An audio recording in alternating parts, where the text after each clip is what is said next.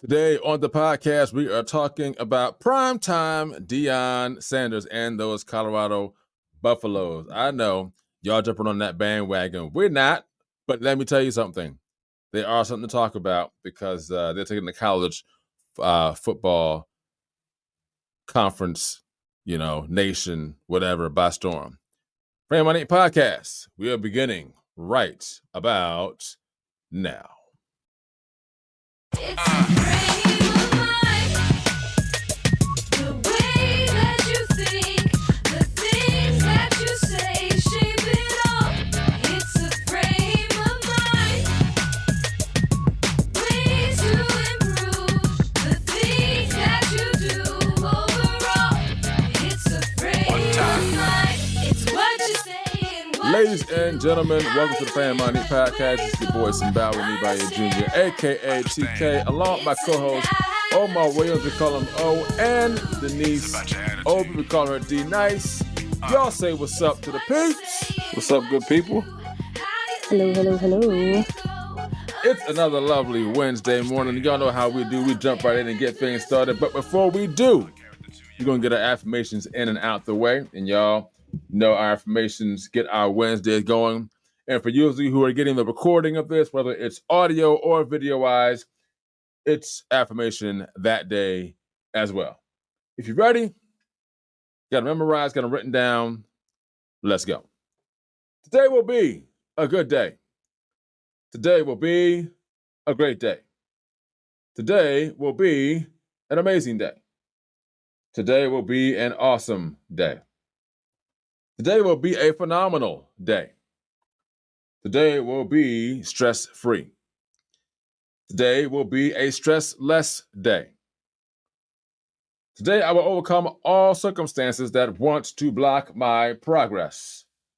Today all circumstances, issues, and situations will work in my favor. Today all things will line up for my good. Today I'll become better than who I was yesterday. I am a go-getter. I am victorious. I am an overcomer. I am triumphant. I never lose. I either win or I learn. I take authority over this day. I will dominate this day. I will conquer this day. And everything I have spoken into this day will happen as I have affirmed, because I am more than a conqueror. Let's get it started. So today we are talking about Deion Sandes, a.k.a. Primetime, and the Colorado Buffaloes. Now, I know that most of you out there are saying we talked NFL on our last podcast. We threw a little bit of college in there just for a little small portion. And today, we don't normally do sports back-to-back, but we figured since the sports world is talking about Primetime and the Colorado Buffaloes, you might as well do it too. Because as of right now, the Colorado Buffaloes are 2-0. This is Deion Sandes' first year at Colorado. He has literally come in with an agenda to say, pretty much, if you can't make the team, you out. He got some other recruits from Jackson State that left Jackson State that came over to Colorado with him. And let's jump right into this. And we'll get to Jackson State later on in the show because they ain't looking good right now. Anyway, Colorado Buffaloes. First game of the season. They played TCU. Now, if I'm not mistaken, TCU did go to the Final Four last year in college football. Am I correct? Or was that the year before? They went to the championship game. Championship game. Yeah. Okay. Defeated my team, the Michigan Wolverines, to get there. Dag nabbit. Wow. I'm not sure what happened there, but that should have been a win for us to get where we had to go to get it done. Maybe this year it'll happen this year. But TCU, let's be honest, they don't have the team they had last year. They lost a lot of guys to the NFL. Not making any excuses, just pointing out the facts. That's all. But let's also be honest, too. They played TCU tough to the very end. That game could have gone either way. It could have been TCU, could have been Colorado. Colorado came up with the W, and they looked good, okay? Let's talk about how the stats, though, because my first thing that I saw was how many times Shador threw the ball in game one. I think it was 47, 48 attempts, something like that. That he threw the ball, completed, I don't know, I think it was maybe 30-something passes, had over 500 yards, passing for the game, was setting all kind of records or whatever. And I'm going to go on record and say this. Let me pass the ball 48 times. I might have about 400 yards myself. I'm just saying. Now, I'm not throwing shade on Shador at all. I'm not throwing shade. All I'm saying is that's a lot of passing. It's a lot of passing. And so, look, give him his props. I mean, look, he was accurate. He also ran a few times. Their offense looked like they knew what they were doing. They looked confident. It looked like a Deion Sandes ran team. But that's a lot of passing for one quarterback, especially in college. Throwing the ball 48 times, that's a lot of passing. Now, in my own opinion, it makes me think the running game is not legit yet. Makes me think that. What are y'all's thoughts on how many times Shador threw the ball in game one, getting 500 yards, and on top of that, seeing how that's going to trend out for him going into the rest of the season, because the schedule gets tougher for them as you go along. But what are y'all's thoughts on that, on how many times he passed the ball in game one? Well, okay, yeah. I think I don't have a problem with it. I will say this: I think he trusts his son. It's a blurred line there between coach and player relationship and son. So like some of that is, that's my son, give him the ball. It's like if you're watching from the sideline as a dad, watching your son play. Well, you'll call every play for your son too, right? So I think it's a little blurred line going. But the only problem is, or not even a problem. The thing is, Shador is like a baller.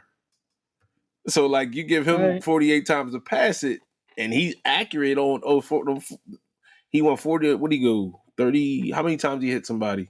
I think it was like 30. He threw for over 50%. Yeah, 30-something out of 48. He completed passes, something like that. Out of 48, right? So the boy is balling. So it's like, do I get mad at it? No, I don't see an issue with it. Also, their best running back might be all of 160 pounds, man. That guy is small, and his name is Dylan Edwards. He is a small guy. And he's he was 38, 48, now they got 47. another big guy. So that's a ball game. He was balling, right? So I guess when your man got the hot hand, and it seems like the offense is where all his 4 or 5-star recruits are, and they all got to get the ball. So I don't know. That's my take on it. Is he's getting all his guys the ball. He said something in the press conference too at the end. He was like, "These Florida guys all want the ball." So maybe the only way he can get them the ball is to drop back 48 times. So I have no problem. I actually like it, to be honest. All right, Denise. I agree too, and I also think we have to understand that this is a new team, especially for him, and it's not necessarily the same people from Jackson State he's playing with. Yes, they are on the team, but it's kind of definitely a different transition. And also, I have to give props to Dylan Edwards because he fought for that spot on that team, because he had a couple other guys when they were in recruiting process that were playing for that spot. So I have to give Dylan Edwards props because he earned that spot. And I know, like, he's small, but never underestimate them small ones. And I speak from experience, so never underestimate them. But I think Shador overall, like, it's understandable. Like, it's not necessarily bad, but it's like, I know he realized, like, yeah, he could work on it. But I think it's just a learning experience now, and that as the season gets tougher, then it's like, okay, now it's like we got to readjust. We got to redo. There's something to fix. So I don't think he's going to necessarily just get comfortable with throwing that many passes. So I give him props, though. Definitely give him props. I mean, he did his thing. He worked it out. Now, I'm going to read a couple of numbers to you guys. So, Shador Sanders, 38-47 passing, 510 yards, 4 touchdowns, no INTs. Okay? Let's go to the wide receivers now. I'm going to get to the rushing at last. All right, wide receivers. So, you had Edwards, 5 receptions, 135 yards, 3 TDs. Hunter, 11 receptions, 119 yards. That's a beast. Weaver, 6 receptions, 118 yards. Horn Jr., 11 receptions, 117 yards. Harrison, 2 receptions, 12 yards. Dawson Jr., 3 receptions, 9 yards. You had 4 receivers over 100 yards receiving. 4 receivers over 100 yards receiving. And your top wide receiver that had the most yards was Edwards for 135. Everybody was over 115. That's crazy. That's kind of unheard of. I'm just saying. Right. That's crazy. So now let's go to the rushing part of the game. Yeah. This is where things kind of fall off. So you have on the rushing side of the ball, you got Wilkerson had 13 carries, 45 yards. Edwards had 6 carries, 24 yards. Hankerson had 9 carries, 21 yards. Shador had 5 carries, negative 32 yards. Negative 32 yards. The run game is suspect. Thus, the reason why they're passing the ball so much. That could come back to bite you in the end because now teams can scout you in the passing game.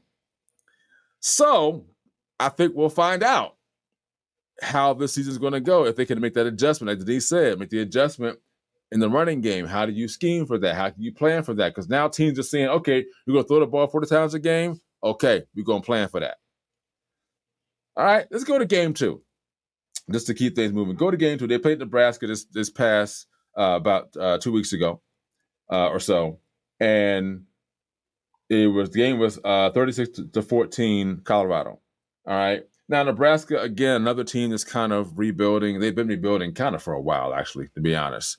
Not sure if they're going to get back to where they were in their heydays of the 90s, early 2000s, but we'll see. And so the stat lines for this game for Colorado, we have, let's see, let me get down to Colorado stats here. Going down. Colorado. So you got Shador Sanders. He passed 30 for 31-42.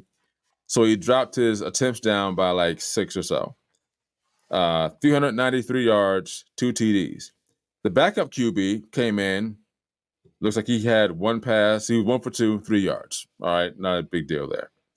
All right, receiving yards. Not as big on the receiving yards this time around. You had Weaver had 10 receptions for 170 yards. Hunter had 3 receptions for 73 yards. Horn Jr. had 8 receptions for 64 yards. T. Dawson Jr. had 3 receptions, 41 yards. Harrison had 2 for 25. Edwards 3 for 8. And the rest kind of go down like, just 1 pass, 8 yards, 1 pass, 4 yards. On the rushing side of the ball, so where the catalyst is again, they had about 8 different guys rush the ball against Nebraska. Edwards had 9 carries, 55 yards. Hankerson had 6 carries, 26 yards. Another guy had 2 carries for 11 yards. Dawson Jr., 1 for 8. Wilkerson, 1 for 1. Smoke, 1 for 0. Horn Jr., 1 for -1. R. Stubb, 1 for -12. Shador, 11 rushes, -30 yards. The run game is suspect. That's why they're passing the ball so much. What are your guys' thoughts on that? Well, I'll start to say this. There's 2 stats you said from 2 different games that Shador needs to. It sounds like he's taking sacks for a lot of yards. Mm-hmm. You had the other game where he ran it for a couple runs for -33 or something. And you just said -32. Mm-hmm. That one, he's taking sacks. Again, that could come to haunt him later on when teams get a little bit better with coverage. Okay. 2. The run game, it sounds like all the guys who got the majority of the touches, they didn't even rush for a combined 100 yards. No. That's a running back by committee, and you didn't get over 100 yards. That's also can come back to haunt them when, like you said, when teams kind of start scheming against the pass. But my only counter argument to that is it's hard to stop 4 and 5 guys. It's just hard. That's Like, true. you That's true. can't double team everybody. So you take the two wideouts away. Now you got the slot guys by one on. Like it's hard to scheme. And again, back to the passing numbers. Shador Sanders sounds like he knows what to do with the ball. He just got to stop taking sacks. Yeah. That's my point. Yeah. Denise? Yeah, I agree. Stop taking sacks. And I think also Prime's like, I'm not in Prime's head, but I feel like I'm in Prime's head where he's like, look, I got this. Like, I see what we have to work on. So by the time they play, what is it? I think USC in like a couple weeks. Like, it's gonna That's be. I gonna be feel the like it's gonna game. be a. I feel like it's gonna be a whole different team than what we saw. And then even now, like, just look at the motivation behind the team. Michael Strahan, he gave them all custom made suits with their names in it. Tom Brady's texting Shador saying, "Hey, don't get too comfortable." So it's like that motivation is just like adding fuel to the mix to like, all right, don't get too comfortable where I'm at. So I still give him a chance. I'm still giving him a chance. Oh yeah, you definitely give them a chance. I mean, Mhm. let's be honest. They definitely have the primetime swag. Let's just Right. put that primetime swag. I am feeling the suits because listen, I'm the kind of guy like your presentation says everything. You know what I mean? And so what did primetime say? It's like you look good, you feel good, So good. you play good. Play good. That's kind of like their model. You know what I mean? So we'll see what happens. They do have USC on September 30th. All right. Looks like that's a home game for Colorado. That's USC is in the top 5 right now. Let's see if they drop or come up more than that. That would be a game to watch. That's one to watch. That's one to watch. They do have Stanford October 13th. I mean, Stanford's always a tough team to play, but they're not ranked. That's not a reason not to watch. But Stanford is normally a tough team to play. They got UCLA on October 28th. And then towards the end of the schedule, they got Utah to end out. Now, of course, they have Oregon State and they got Washington State. I think both of those games are winnable games for them based on how they're playing, but you never know. I would watch that Utah game because Utah is playing really well right now. Let's see if they keep that consistent or not. But UCLA is definitely a game to look out for. They don't have a like super tough, hard schedule, but to go from winning one game last year to being 2-0 now, that's something to look out for. And I'll be honest. This is my opinion. Y'all can disagree with me if you want to, and then we'll kind of talk about that and go to break. I think them being ranked is a little too premature. It's my own. From going from one win last year to 2-0 this year, that's great. I think them being ranked is a, hey, this is good for college football thing. And Deion Sandes is their coach. So let's put them in the rankings because it makes college football so much that better to watch. I think that's the case.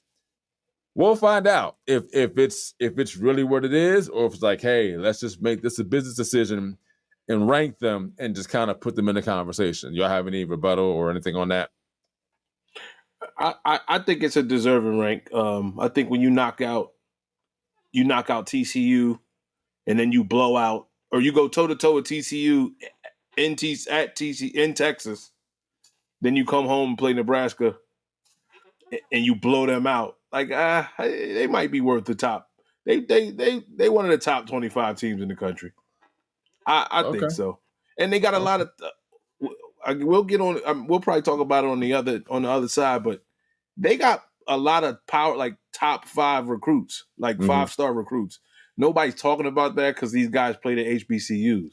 Right. But these guys, if they didn't go play with Deion, they would be at Michigan, in Florida, and Georgia. Like they would be at these schools. So it's not like he's out there playing with the scrap heap from HBCUs. That's not the case. Right. You know what I'm saying?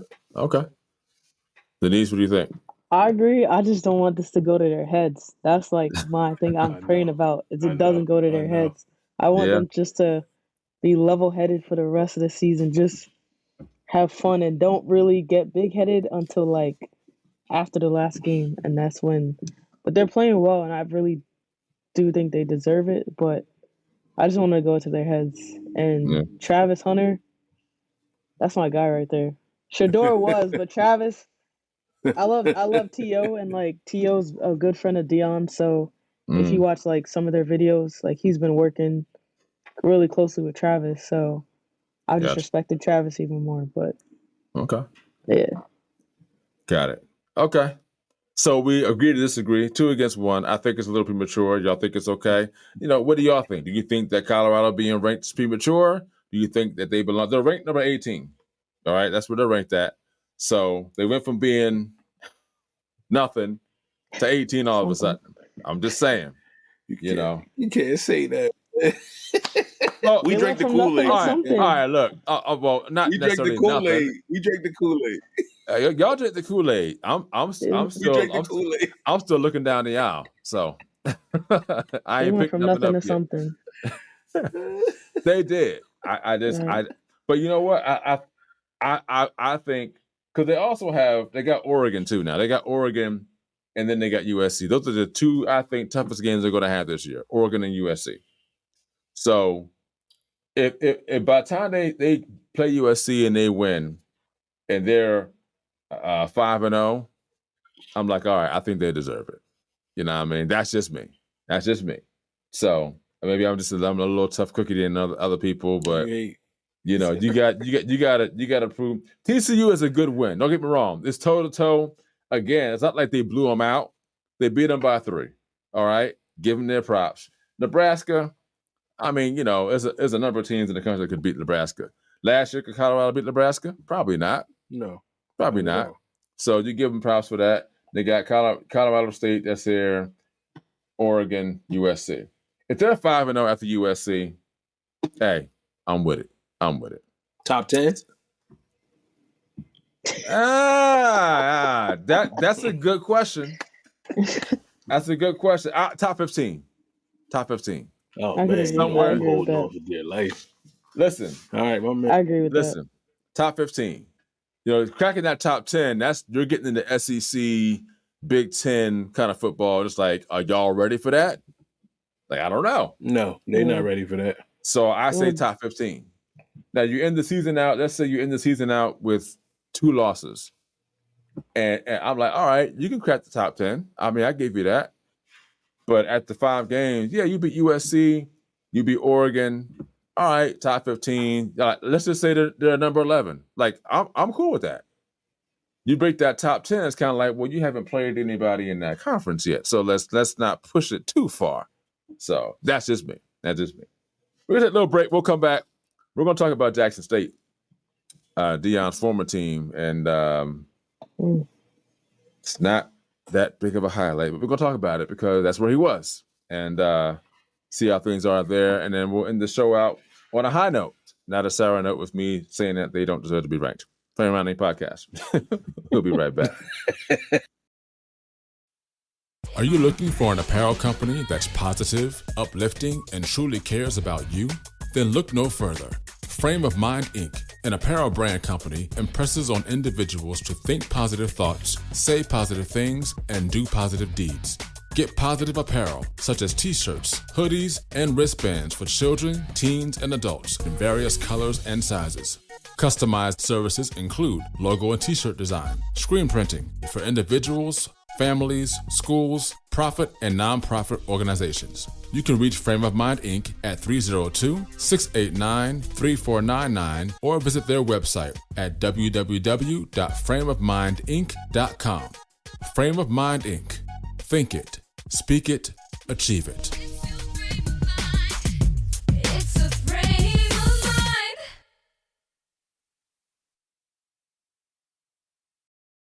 All right, we are back with the second half of our show. Before we left, we're talking about Deion Sandes, a.k.a. Prime Time, and the Colorado Buffaloes, 2-0 right now, winning against TCU 45-42, beating Nebraska 36, to 14.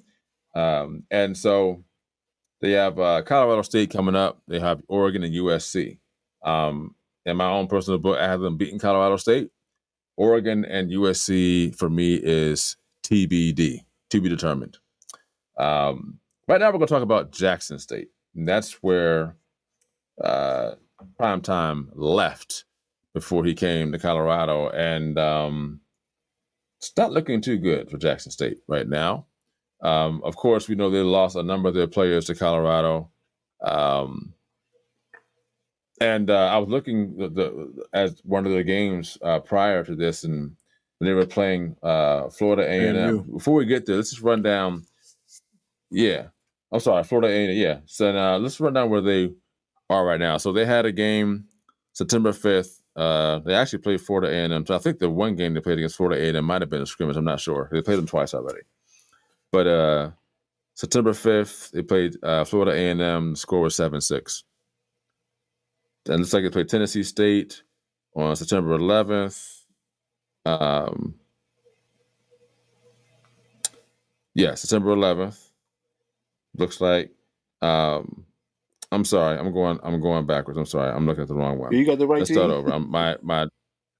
No. This is No, I'm looking at the wrong team. I don't know why I did Yeah, that 'cause wrong. That's my fault. Jackson See, State I'm on actually here. ain't doing too I'm on bad. here. like they're 2-1 right now. No. I'm looking at the wrong We one. got I'm you, sorry. brother. We I'm hold you sorry. down. We gonna hold you down. That's all right. We got Listen, you. I'm not perfect. We I'm not hold you perfect. down. We So y'all all right, forgive me. brother. I'm looking at the We on wrong your side. Jackson State. Hold on, the wrong Jackson State. My They're 2-1. So here we go. Jackson State football. Here we go. All right, got you. Here we go.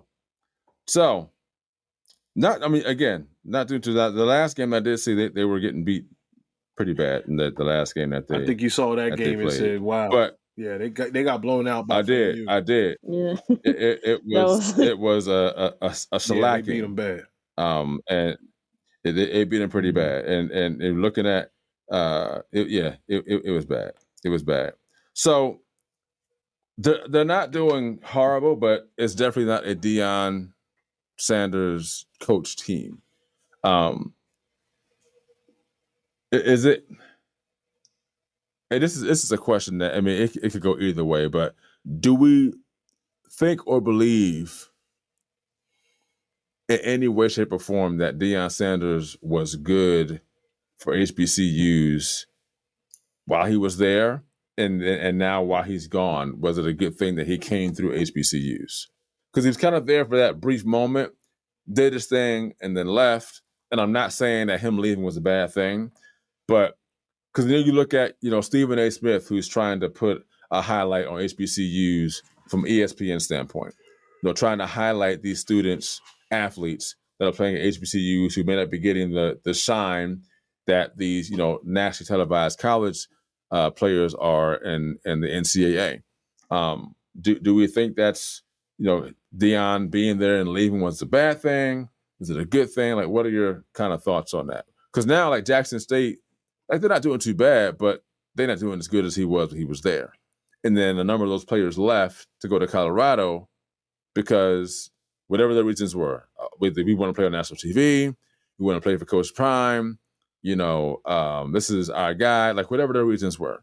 Do we think it was good for him to have come through HBCU and then go to Colorado? Did he kind of leave any negative marks, positive marks? Your thoughts? I think at the end of the day, like whether man or woman, you're gonna do what's best for your family. You're gonna do what's best for your future.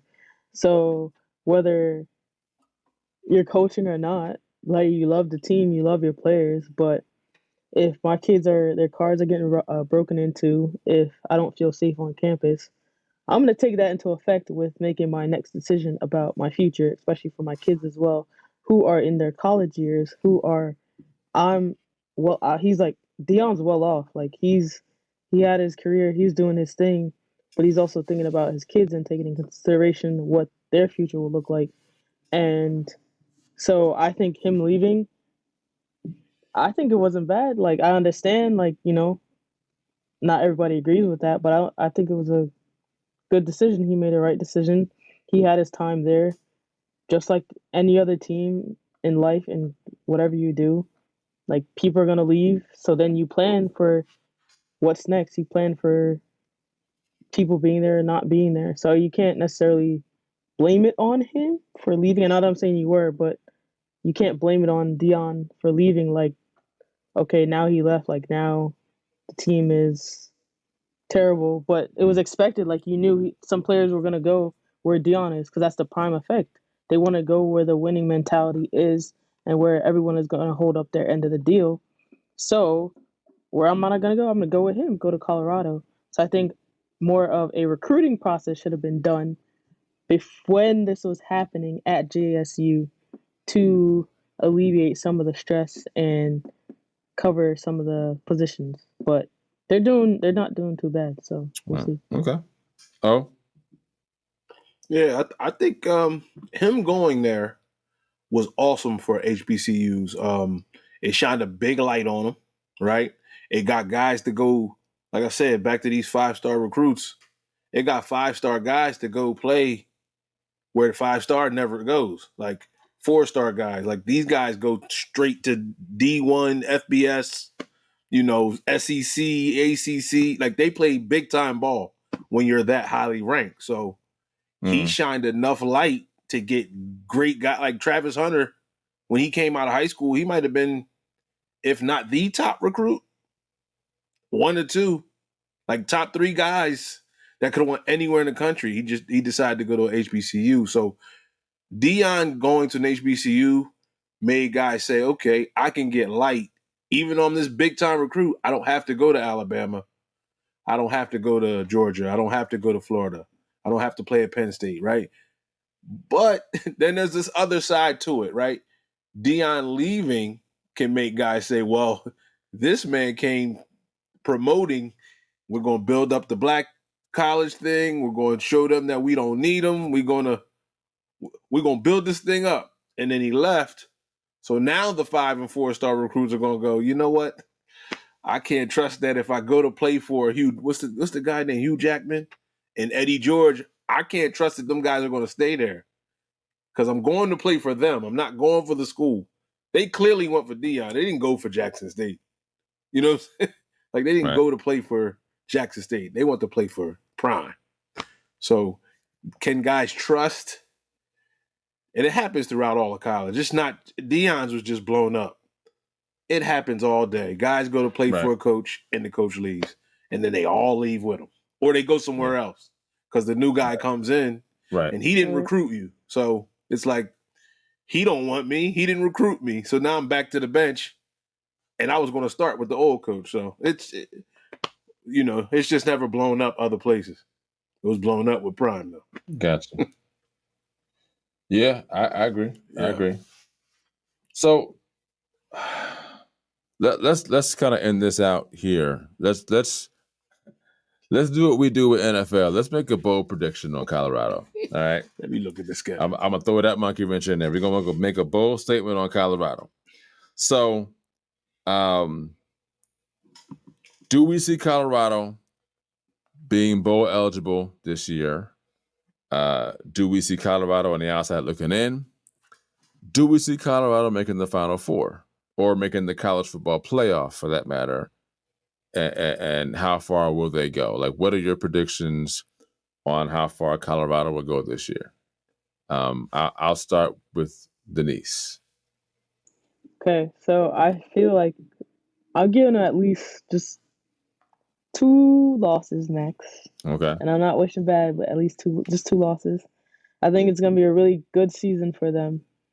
And I definitely see them being bowl contenders and playoff contenders. Okay. And that's where I'm going to leave it at. Okay. Oh, what do you think? That's a great prediction. I'm sitting there looking at that. That was a great prediction. 2 losses max, and that literally can only come from back-to-back weeks. So Oregon and USC. That's it. They run through that, man. They go undefeated. So I'm going to say it here first. They might run the table. They might run the table. Okay. Run the table. Right. But I think that guy at USC is a problem. So I don't know if Shedeur can shoot it out with it. Okay. Something might happen. Got you. I'm going to take it a step further from Denise. I'm going to give them 3 losses max. You going to put some names on it? You want to put some names on it? I'm going to go with Oregon, USC. Okay. And I think there's going to be a sleeper that comes in either through Washington State or Utah. So, and that's my prediction. Now, I do think they will be bowl eligible. I do not think they make the playoff, college playoff though. I don't think they'll make that. Yeah, that's too far. That's too far. But I up, do think huh? they'll be bowl Yeah. eligible. Yeah. Now, Denise, you said that they will. You said they would make the college playoff, and you leave it at that, correct? Yeah, I Okay. said I'm giving them college playoff. So I'm gonna give them. I wanna I am see. gonna give them a bowl game. I am not gonna predict they're gonna be in the college playoff. That's my prediction. 3 losses max. Bowl game, not the college playoff though. That's my prediction. So, what's your prediction? What do you think Colorado will do this year? Do you think they're gonna run the table? Have 2 losses, 3 losses? Are they gonna be 500? Are they gonna be below 500? Are they gonna be bowl eligible? Are they making the college playoff? Are they going to make it to the Final Four to contend for a college championship? What are your predictions? So, Get your mind right. Get your mind right. It's a frame of mind. any last words before we go from either of you, Denise, Omar, on primetime, on Colorado, Jackson State, any of those things? All I can say is it's prime time. It's prime time. That's all I can say. That's all I can say. Oh, that's so the obvious. That's all I can say. Go ahead, O. I'll take this angle, man. I just think we should just be rooting for him because of what he's doing. Just as a father, one, as a coach, fathering them guys, man, like being in their life. The guy Dylan Edwards. He's been coaching since 4 years old, man. Like, and his staff is guys that was on his little league staff. Like he's doing something, man, that it's bigger than football at this point. Like he's just showing you how. I know he's not perfect. I'm not gonna make this man Saint Deion. You know what I'm saying? But he's showing us how to do it. He's being an example, and he's doing it in front of he's doing it in front of everybody. He's talking the talk. He's walking the walk. And I'm sure they want him to fail, man, because he talks too much, and they don't like that. and that's where I was going. I'm like, you know what? You may not like how he's doing it and the way he's doing it, but he is doing something that's he's changing the mindset of those players. There you go. And y'all know we talk about mindset here all the time, but he's changing the mindset of those players. Like they go into every game believing they're going to win. They don't go in there afraid. They don't go in there scared. They don't go in there, kind of like, what's going to happen? Like this, their mindset is we're coming here to win this game, period. End of story. And that's the mindset you have to come in with. No matter where you are, no matter what you're doing, you got to come in with that mindset. On top of that, he's also changing the mindset of how you present yourself. Yes. We're not coming in jeans and T-shirts and khaki. No, we're coming in suits. Mm-hmm. You know what I mean? And that's a presentation. And so it's all about mindset. And like I said, you may not like the way he's doing, what he's talking, how he's saying it. We can sit here and talk about that all day because that's a whole other conversation. But we're not going to do that. It's like, let's look at the positive side of what he's doing. And again, the way he's talking and saying it, there's a positive side to that too. But of course, you can nitpick some negative things out of there, and that's fine. But let's be honest that he has definitely changed the mindset of that university as a whole, not just the college football players, but the university. If you look at their spring game last year, there was hardly no one there. Their spring game this year was packed out. That's a mindset. It's like, okay, we got Coach Prime now. It's like, and he made it clear what he was looking for, what they were going to do. And so it changed the mindset of that whole university. So that's a great thing for us to look at as well. Denise, you had something you wanted to say real quick? I was going to say, if you can get United Airlines to add a hot tub on their plane for one of your players, then I got to respect you even more for that. Listen. So that's primetime effect. Thank you. And on that note, we'll wrap it up. So if you guys listen to the podcast, you can catch us all on our website at ffmpodcast.com. We're also on Apple Podcasts, Spotify, Amazon Music, and almost everywhere that they have podcasts. However you listen, if you want to get the video portions or replays, you can Check us out on Instagram and on Facebook at FFM Podcast. That's at FFM Podcast on Facebook and Instagram. And if you want to contact us, you can always email us at fofmpodcast@frameofmindinc.com, or you can give us a call at 302-689-3499. And again, that is 302-689-3499. Join us next time for a great conversation. It won't be about sports, we promise. But if it is, you guys like it. That's why we give it to you. It's all about mindset. It's all good. We got NBA coming up eventually, so get ready for that in October. Just preparing you, letting you know it's coming. It's coming. All right. Continue to think and speak it and achieve it. And myself, and Denise, we holla.